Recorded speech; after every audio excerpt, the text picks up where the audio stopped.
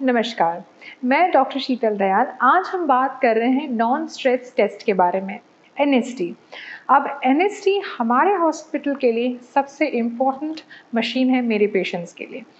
NST वो एक technique है, टेक्नोलॉजी है, जिससे हमें ये पता चलता है कि बच्चे का ब्रेन स्टेम एक्टिविटी कैसा है।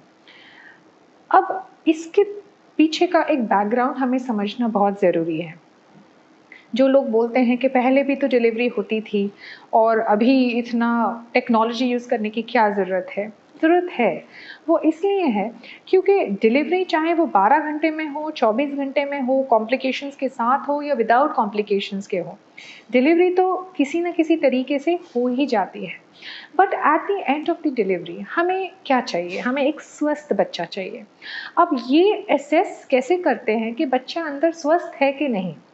स्वस्थ का मतलब ये होता है कि बच्चे के ब्रेन को सही ऑक्सीजन जा रहा है कि नहीं। That is the most single important criteria जो हमारे लिए ज़रूरी है। आपने सुना होगा कि कुछ लोगों में डिलीवरी हुई हो, बहुत ज़बरदस्ती से हुई हो, बहुत समय के बाद हुई हो और उसके बाद बच्चा थोड़ा-सा डिले होके रोता है।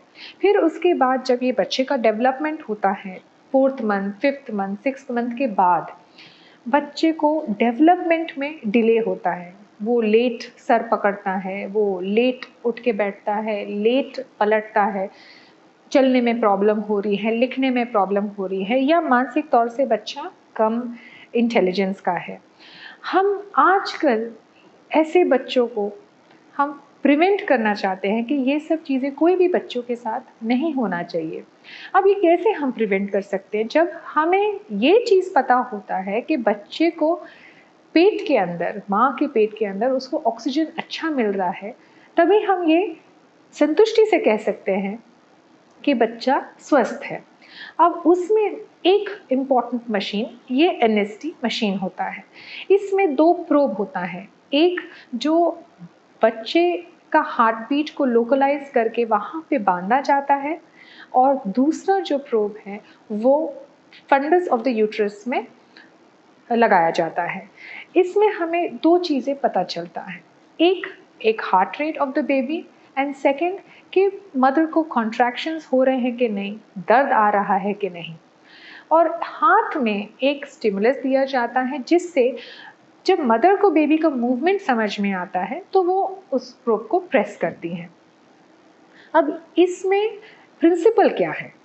हम इस प्रिंसिपल पे चलते हैं कि जब बच्चा मूवमेंट करता है तो वो हलचल के साथ बेबी का हार्ट रेट ऊपर जाता है, थोड़ी देर तक ऊपर रहता है और फिर वो नीचे आता है।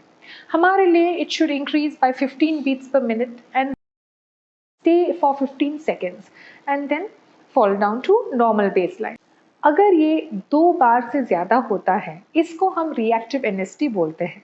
And once you have a reactive NST तो आप निश्चिंत हो जाते हैं कि बच्चा स्वस्थ है।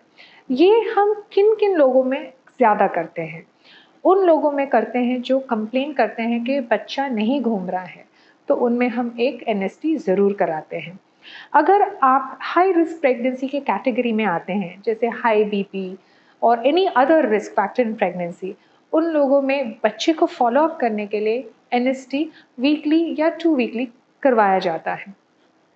एनएसटी एक बहुत सिंपल मशीन है, इसमें कोई दर्द नहीं होता है, बेल्ट रहता है, 2 जगह बांधा जाता है और 20 मिनट का बेबी का एक ट्रेस लिया जाता है और ये ट्रेस से हम बहुत सारे अपने बेबी के लिए डिसीजंस ले सकते हैं। तो अगर बेबी एनएसटी में अच्छा है then you have nothing to worry about, क्योंकि बेबी का ऑक्सीजनेशन बहुत अच्छा है तो आपको चिंता करने की कोई ज़रूरत नहीं है। बट अगर बेबी का एनएसटी इक्विवोकल आता है, मतलब बुरा भी नहीं है और अच्छा भी नहीं है, तो ये एनएसटी को हम रिपीट कर सकते हैं 24 या 48 आवर्स के बाद।